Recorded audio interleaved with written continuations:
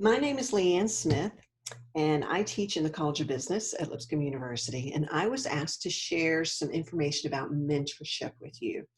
I used to teach a special topics course called Mentorship. And today I would like to share 10 lessons learned, and some of this might be new information for you. Number one, be intentional about your mentoring relationships. Put a name on it and be intentional about the way you set them up. Say, we're going to meet regularly for this long, for this many weeks, months, or for the year, and here are my goals. Be very intentional about it. Number two, either party can initiate the relationship. So if you are a mentor and you desire to invest in a young person, you can approach them or vice versa. Number three, a protege should drive the relationship and the mentor applies the brakes. And what this means is that most busy professionals will only give to the hunger level of the younger person. So it's the younger person's job to be hungry and thirsty for the learning, and then let the older professional set the parameters for the relationship. Number four, a protege should be coachable. Being coachable is a beautiful quality, and one that the older I get, the more I always appreciate in young people. Again, we're not going to try to force our wisdom on you. You have to act like you want it, and that's what being coachable is all about. Number five, a mentor should have no personal agenda.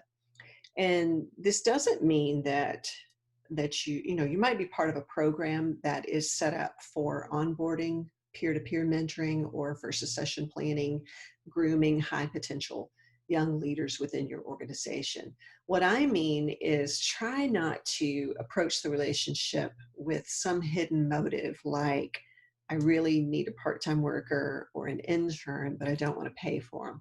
Or my own leadership growth in my own organization requires that I do some service. I'll volunteer for something like that, but my heart's not really in it. If that's the case, just do something else. Number six, proteges should recognize and appreciate the selflessness of and the risk to a mentor.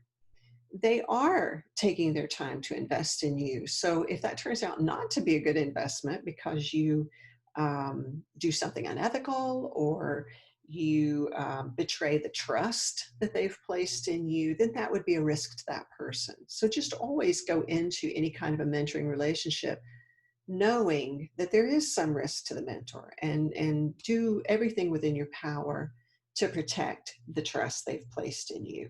Number seven, a protege should make the goals clear. What are we striving for here? Just again, keep it simple. That's number eight. Goals should be simple, just one or two, and then work on those things. And when you feel that you've gotten to a desirable level, set another goal or two.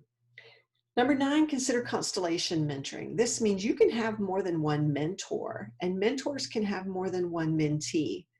You might meet with one person because they have a particular strength in relationship building, and you might meet with somebody else because they're in your organization and they have a clear understanding on the political workings of the organization. They can help you understand that.